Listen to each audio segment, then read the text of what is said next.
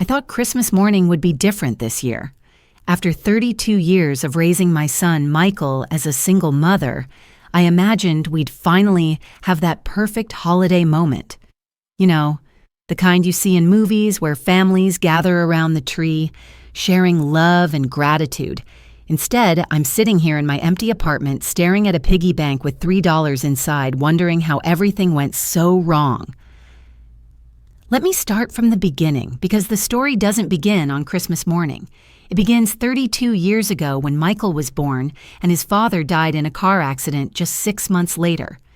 I was 25, working as a receptionist at a dental office, living paycheck to paycheck in a one-bedroom apartment that barely had enough space for a crib.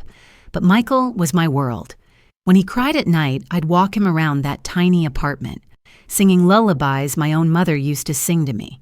When he took his first steps, I was there on my knees in our cramped living room, arms wide open, tears streaming down my face. I documented everything. First words, first day of school, first lost tooth. I was his cheerleader, his safe haven, his biggest supporter. The sacrifices started small. I'd skip lunch so I could buy him the sneakers the other kids were wearing.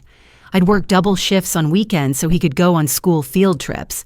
When he wanted to play Little League, I sold my grandmother's ring, the only piece of jewelry I owned that had any value, to pay for his equipment and league fees. As Michael grew older, the sacrifices grew bigger. When he was accepted to State University with a partial scholarship, I knew we couldn't afford the remaining tuition, room, and board. So I sold our house, the little 3-bedroom ranch I'd finally managed to buy when he was 12. We moved into a cramped apartment, and I took on a second job cleaning offices at night. I remember those years so clearly. I'd work at the dental office from 8 to 5, then head straight to the office buildings downtown, cleaning until midnight or later. I'd come home exhausted, my hands cracked and bleeding from the harsh cleaning chemicals. But Michael would be at the kitchen table studying, and he'd look up with those bright eyes and say, "Thanks, Mom. I know this is all for me." And it was worth it. Every sleepless night, every aching muscle, every missed social event, because I was too tired or couldn't afford it. It was all worth it when he graduated with honors and landed a good job at an engineering firm. Michael met Jennifer during his senior year, and I liked her immediately. She was smart, funny, and seemed to genuinely care about him. They dated for 2 years before getting engaged, and I was so happy to see my son finding love.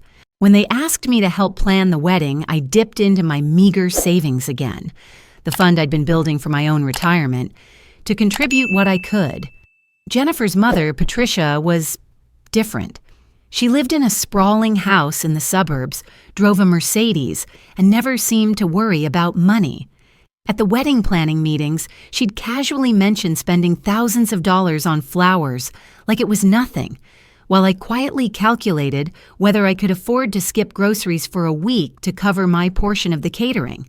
But I didn't mind. This was my son's wedding, and I wanted it to be perfect.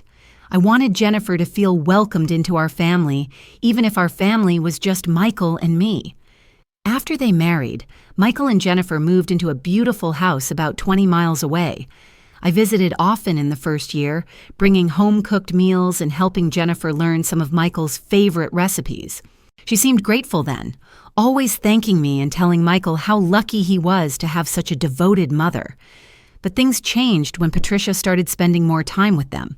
Suddenly, my weekly dinners became monthly, then even less frequent.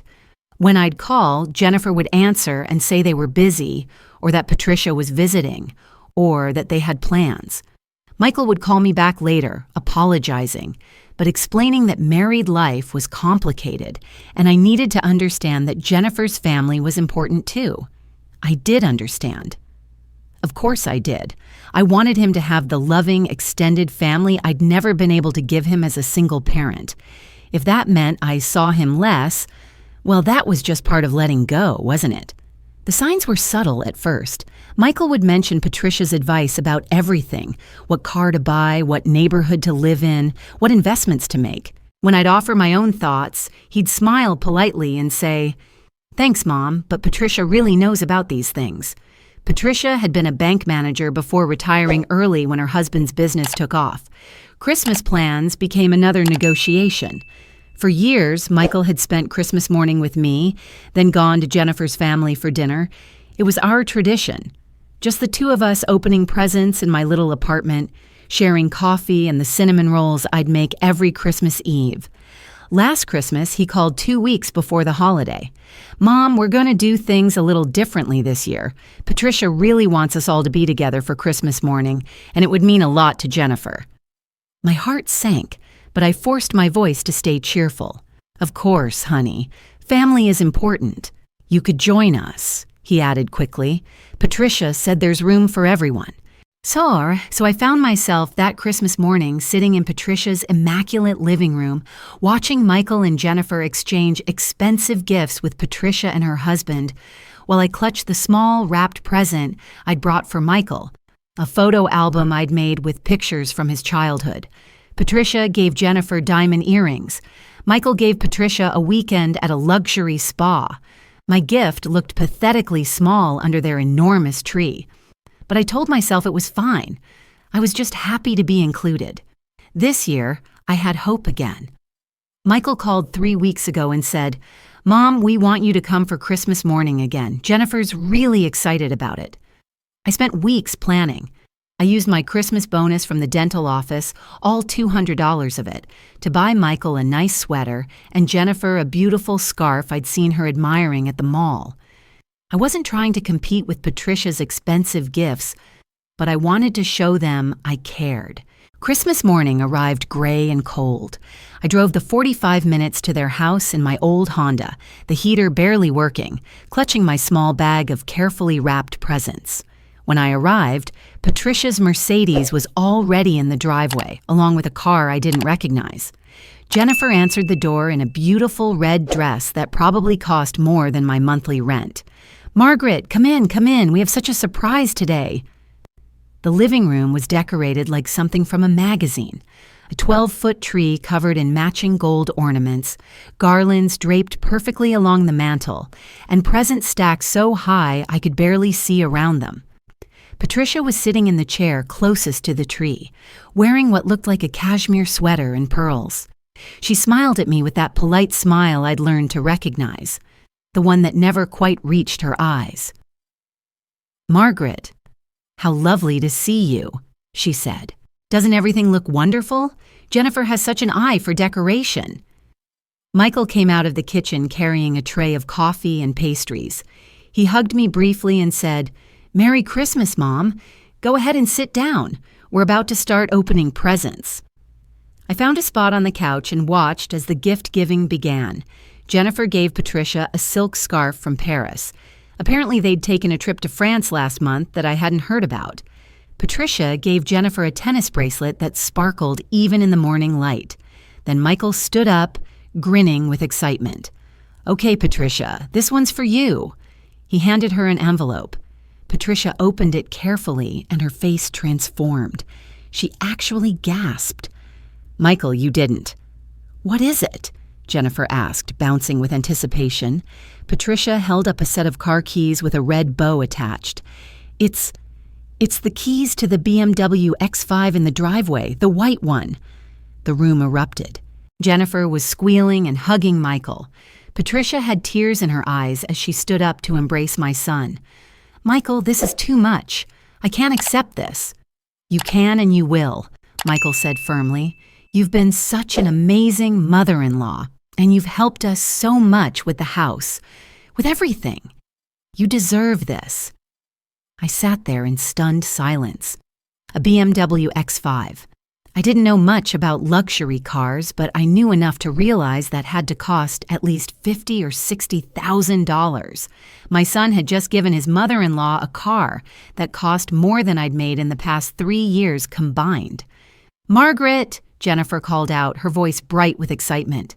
"Look at this! Isn't Michael amazing?" I managed to nod and smile. It's very generous." The gift-giving continued. Michael and Jennifer exchanged presents, expensive watches, jewelry, gadgets I couldn't even identify. Patricia gave Michael a check that made his eyes widen with gratitude. Finally, Michael turned to me. My heart lifted slightly. Surely after giving Patricia such an extravagant gift, he'd have something special for me too. Not expensive necessarily, but thoughtful, meaningful. He handed me a small wrapped box. It was so light I almost thought it was empty. "Merry Christmas, Mom," he said, but he was already turning back to admire Patricia's new car keys. I unwrapped the box carefully, aware that everyone was watching. Inside was a small plastic piggy bank, the kind you might give to a 5-year-old to teach them about saving money. It was pink with a coin slot on top and had "Save" written on the side in childish letters. I lifted it up and something rattled inside. I turned it over and shook out the contents into my palm. 3 $1 bills. The room went quiet for a moment. I stared at the money in my hand, trying to process what I was seeing. "It's to help you save money, Mom," Michael said, his voice taking on that tone I'd heard him use with difficult clients at work, patient but slightly condescending. "I know you worry about finances, and I thought this might encourage you to put aside a little bit each week." Jennifer laughed, a bright tinkling sound. "Isn't that sweet? Michael's always thinking about practical gifts." Patricia nodded approvingly. "How thoughtful. Savings habits are so important, especially at your age, Margaret." I looked around the room at their faces. Michael looked pleased with himself, as if he'd solved a problem. Jennifer was already distracted, taking pictures of Patricia with her new car keys. Patricia was examining her BMW key fob with obvious delight. None of them seemed to realize what had just happened. None of them seemed to understand that while Patricia had just received a $60,000 luxury vehicle, I was sitting there holding $3 and a plastic toy. "Thank you," I managed to whisper. "It's very practical." I sat through another hour of their celebration. Patricia called her friends to tell them about her new car. Michael and Jennifer made plans to take it for a test drive later.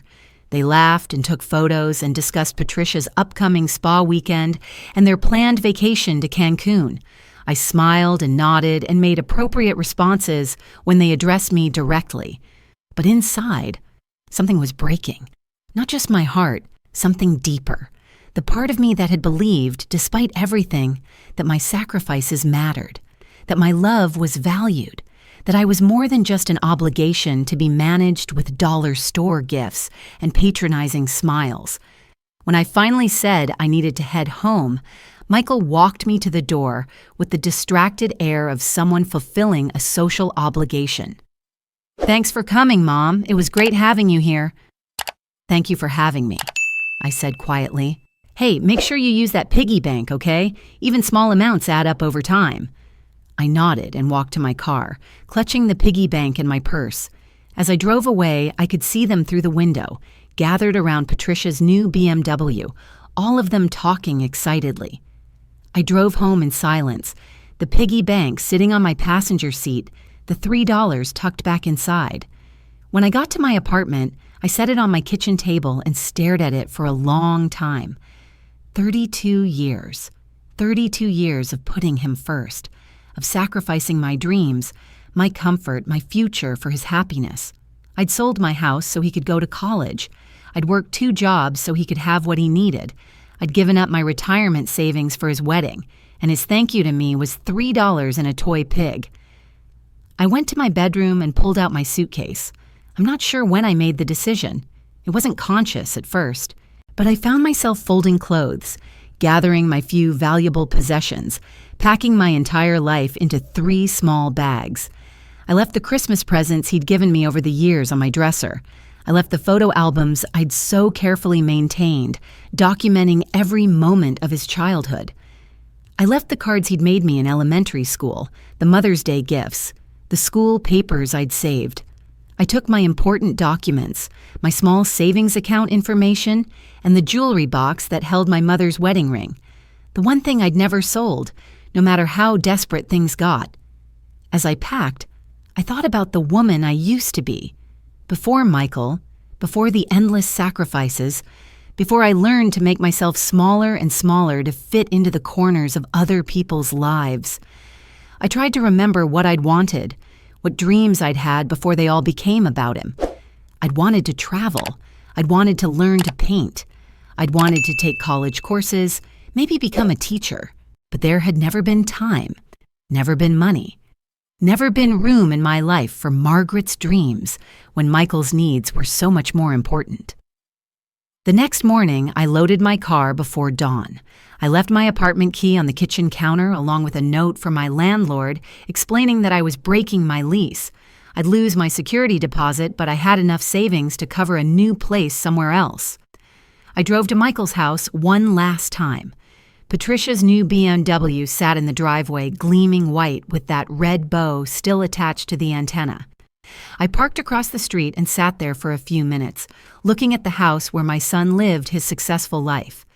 Then I took out my phone and systematically blocked his number, Jennifer's number, and Patricia's number. I deleted their contact information, their photos, their text message histories. I removed myself from the family group chat we'd been part of.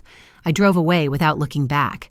Now, 12 hours later, I'm sitting in a hotel room 200 miles away, finally allowing myself to feel the full weight of what's happened.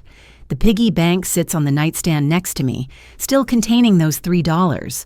Part of me wants to throw it away, but another part of me thinks I should keep it, as a reminder, as proof of how little my love was worth to the person I'd built my entire life around. Tomorrow, I'll start looking for a new apartment, a new job, a new life. Tonight, I'm mourning the death of the Margaret who believed that unconditional love would eventually be returned, who believed that sacrificing everything for her child would somehow be worth it in the end. I keep thinking about Patricia's face when she saw those car keys, the joy, the gratitude, the obvious value Michael placed on their relationship. Then I think about the piggy bank, and I understand with crystal clarity exactly where I stand in my son's life. $3. After 32 years of everything I had to give, I was worth $3. But maybe, just maybe, that says more about him than it does about me. I've been living in this hotel for 3 days now, and I finally understand what people mean when they talk about rock bottom. It's not dramatic like in the movies. There's no sudden crash, no moment of screaming into the void. It's quiet. It's sitting on a scratchy hotel bedspread at 2 a.m, eating vending machine crackers and wondering how you got here. The piggy bank sits on the nightstand like some sort of twisted shrine. $3. I keep coming back to that number, turning it over in my mind like a puzzle I can't solve. How do you quantify 32 years of love? How do you put a price on a mother's devotion? Apparently, the answer is $3. But something shifted yesterday morning. I was sitting by the window, watching other hotel guests come and go. Business travelers with their purposeful strides. Families on vacation with their excited chatter. Elderly couples helping each other with their luggage. And I realized something that stopped me cold. I couldn't remember the last time I'd done something just for myself.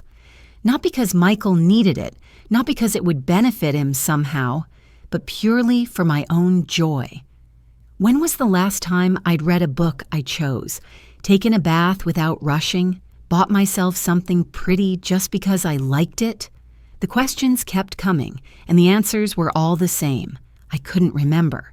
That afternoon, I drove to the local library. I hadn't been in a library in years. There had never been time. The librarian, a woman about my age with kind eyes and silver hair pulled back in a neat bun, noticed me wandering the aisles with obvious confusion. "Can I help you find something?" she asked. I started, then felt foolish. I used to love to read. Before. But I haven't in so long, I don't even know what I like anymore. Her face softened with understanding. "Are you looking for an escape? Something to help you think? Or maybe just something to make you feel less alone?" The question hit me harder than I expected. All of that, I think. She led me to a section I'd never explored before. Memoirs by women who'd started over later in life. These ladies, she said, running her finger along the spines, they all found themselves again after thinking it was too late. I checked out 3 books and spent the rest of the day reading. For the first time in decades, I lost track of time, not because I was working or worrying about Michael, but because I was absorbed in someone else's story of transformation. These women had been wives, mothers, caregivers, and then they'd chosen themselves. They'd traveled, started businesses, found love, discovered talents they never knew they had. By evening, I'd made a decision. I was going to find an apartment. Not temporarily, not until things got sorted out with Michael. Permanently. I was going to build a life that belonged to me. The next morning, I found a small 1-bedroom apartment in a quiet complex about 15 minutes from downtown. It wasn't fancy, beige carpet, white walls, basic appliances, but it had big windows that let in lots of light, and there was something peaceful about the way the morning sun streamed across the empty living room. The property manager, a cheerful woman named Susan, showed me around with obvious pride. "It's a nice community here," she said. "Lots of retirees, some young professionals, very quiet. The lady next door, Mrs. Wilson, makes the most amazing cookies. She'll probably have a plate waiting for you before you're even unpacked." Sure enough, 3 hours after I'd signed the lease and brought in my first load of boxes, there was a gentle knock on my door. Mrs. Wilson was exactly what I'd pictured. Probably 75, with white curls and bright blue eyes behind wire-rimmed glasses. She held a plate covered with a red checkered cloth. "Welcome to the neighborhood, dear," she said. "I'm Eleanor Wilson, but everyone calls me Ellie. I live in 4B, right next door." "Margaret Thompson," I replied, accepting the plate gratefully. "Thank you so much. You didn't need to—" "Nonsense," she interrupted with a wave of her hand. "New neighbors deserve cookies. That's the rule." Something about her warmth broke down my carefully constructed walls. Before I knew it, I was inviting her in for coffee, explaining that I didn't have much furniture yet but could manage 2 cups and whatever folding chairs I could find. We ended up sitting on my bare living room floor, backs against the wall, sharing her chocolate chip cookies and drinking coffee from paper cups. I found myself telling her things I hadn't told anyone, about Michael, about the years of sacrifice, about the piggy bank and the BMW, and the slow realization that I'd somehow lost myself completely. Ellie listened without judgment, nodding occasionally, asking gentle questions that helped me understand my own feelings better. When I finished, she was quiet for a moment, then reached over and patted my hand. "You know what I hear in your story," she said. "A woman who loved so deeply that she forgot she was worthy of love too. But Margaret, honey, you can't pour from an empty cup. You spent 32 years filling everyone else's cups while yours went bone dry." She told me about her own journey, how she'd spent 40 years as a devoted wife and mother, how her children had moved away and barely called, how her husband had died 5 years ago, leaving her feeling invisible and forgotten. "But then I realized something," she continued. "I'd been waiting my whole life for my real life to begin, waiting for the children to be older, for my husband to retire, for someday when I'd have time for myself. Well, someday finally came, and I could either sit around feeling sorry for myself, or I could start living." She'd learned to paint at 68, started volunteering at the animal shelter, joined a book club, took a cooking class, and discovered she had a talent for pastry that she'd never had time to explore. "The beautiful thing about starting over," she said, "is that you get to decide who you want to be. You're not the woman who raised Michael anymore. You're not the woman who sacrificed everything. You get to be Margaret, just Margaret, for the first time in decades." That conversation changed something fundamental in me. I stopped thinking about my new life as running away from something and started thinking about it as running toward something. But I still didn't know what that something was. The answer came 3 weeks later, in the most unexpected way. I was walking through downtown, exploring my new city, when I passed an art supply store. Something made me stop and look in the window. There were canvases and brushes, tubes of paint in every color imaginable, easels and palettes, and all the tools for creating something beautiful. I remembered being 16, taking an art class in high school. My teacher, Mrs. Rodriguez, had pulled me aside after class one day and told me I had real talent. She'd encouraged me to apply to art school, to consider studying fine arts in college. But then life happened. Graduation, work, Michael's father, pregnancy, single motherhood. Art became a luxury I couldn't afford, a dream I didn't have time for. Before I could talk myself out of it, I walked into the store. A young man with paint-stained fingers and an encouraging smile helped me select basic supplies: brushes, acrylic paints, a small canvas, a simple easel that would fit in my apartment. "First time painting?" he asked as he rang up my purchases. "First time in about 40 years, I admitted. His face lit up. "That's amazing. There's something so pure about coming back to art after a long break. You're going to see things differently now than you did when you were younger. All that life experience, it's going to come through in your work." I set up my little easel by the window in my living room that afternoon. I had no plan, no vision of what I wanted to create. I just started with color. Deep blues and soft grays, the colors of the sky during the thunderstorm that had passed through the night before. As I painted, something loosened in my chest. For the first time in years, my mind went quiet. I wasn't thinking about Michael or Jennifer or Patricia. I wasn't replaying conversations or analyzing what I could have done differently. I was just present, just focused on the feel of the brush in my hand and the way the colors blended on the canvas. When I finally stepped back, hours later, I had created something. It wasn't a masterpiece. The proportions were off, the technique was rusty, but it was mine. I had made something that hadn't existed before, something that came purely from me. That night, I called the community college and asked about their continuing education art classes. The woman on the phone was enthusiastic and helpful, explaining that they had everything from beginner's drawing to advanced oil painting, from pottery to sculpture.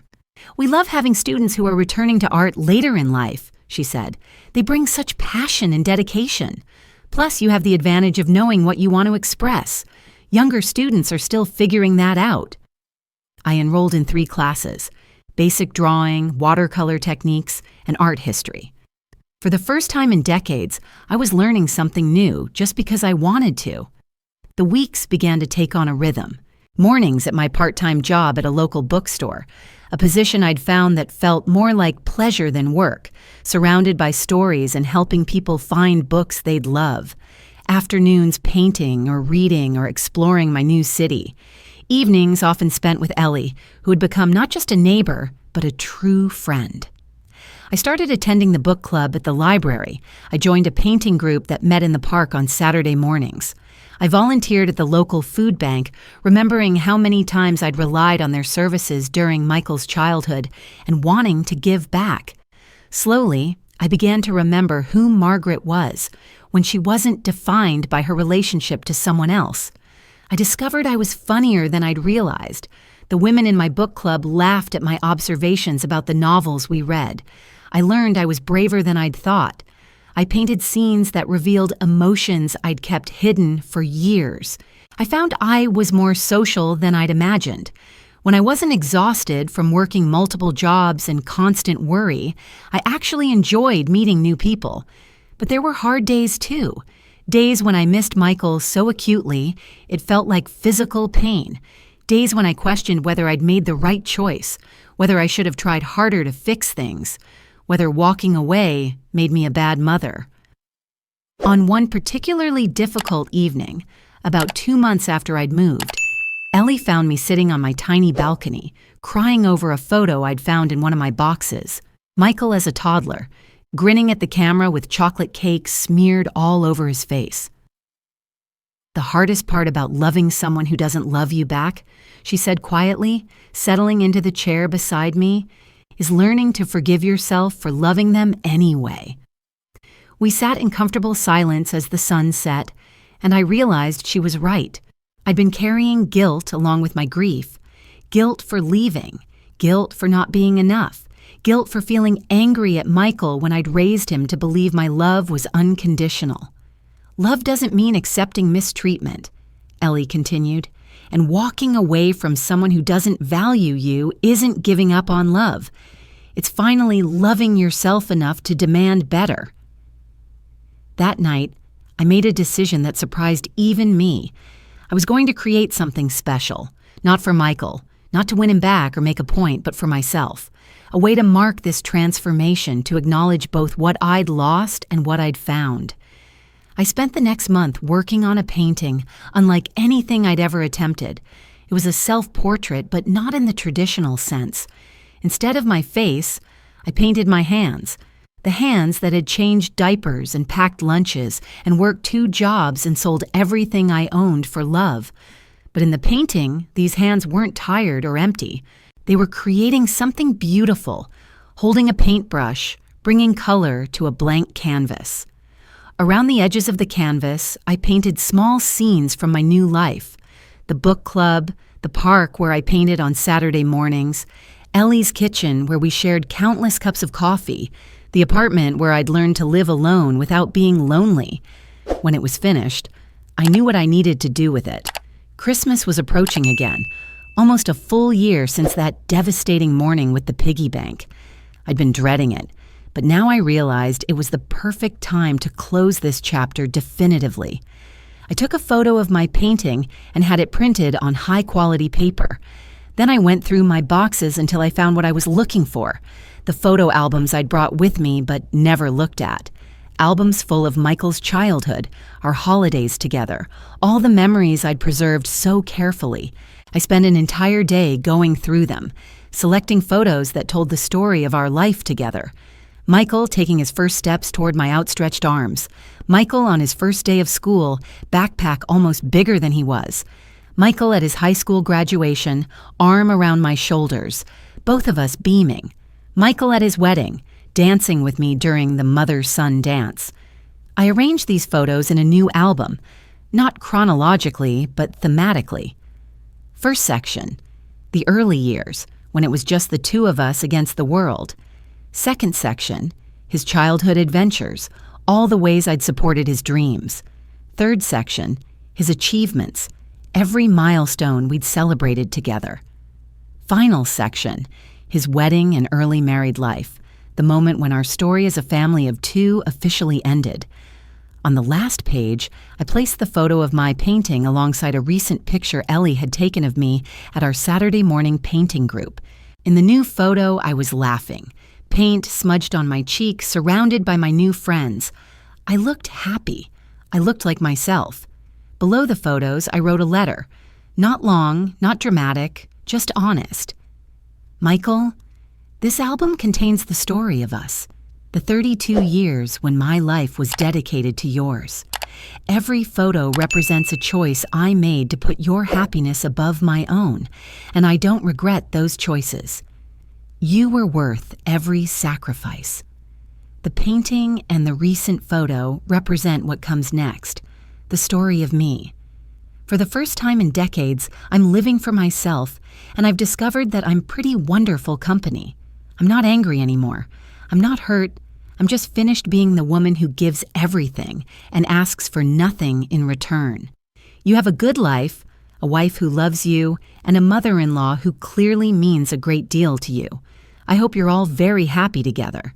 As for me, I'm painting now. I'm learning things I never had time to learn before. I'm making friends who see me as Margaret, not as someone's mother or someone's burden. I'm discovering that it's never too late to start over, never too late to choose yourself. Take care of yourself. Live well. Be happy. Love always, Mom. I wrapped the album carefully, along with something else. The piggy bank he'd given me last Christmas, now containing exactly $100 in small bills. Money I'd saved from my bookstore job, money that belonged entirely to me, money I'd earned by choosing to build a life I loved instead of waiting for someone else to love me the way I deserved. On Christmas Eve morning, exactly 1 year after I'd driven away from his house for the last time, I returned. Patricia's BMW was in the driveway, now faded and ordinary looking, just another car. I could see warm light glowing from the windows, could hear laughter from inside. I left the package on their doorstep, rang the doorbell, and walked back to my car. As I drove away, I saw the door open in my rearview mirror. Jennifer appeared first, then Michael. I was too far away to see their faces clearly, but I saw Jennifer pick up the package, saw her call back into the house. I didn't speed up or slow down. I just drove at a normal pace back to my new life, where Ellie was waiting with hot chocolate and Christmas cookies, where my latest painting sat drying by the window, where I had learned to celebrate the woman I'd become instead of mourning the woman I'd lost. As I pulled into my parking space, I realized I was crying, not from sadness, but from relief. I was finally, completely, irrevocably free. The next morning, Christmas Day, my phone rang. It was a number I didn't recognize. Michael must have gotten a new phone or was calling from someone else's. I let it go to voicemail, then deleted the message without listening to it. Some stories don't get neat endings. Some relationships don't get redemption arcs. Sometimes the most loving thing you can do is walk away and let everyone figure out how to live without you. I spent Christmas Day painting by my window, surrounded by the quiet contentment of a life chosen rather than imposed.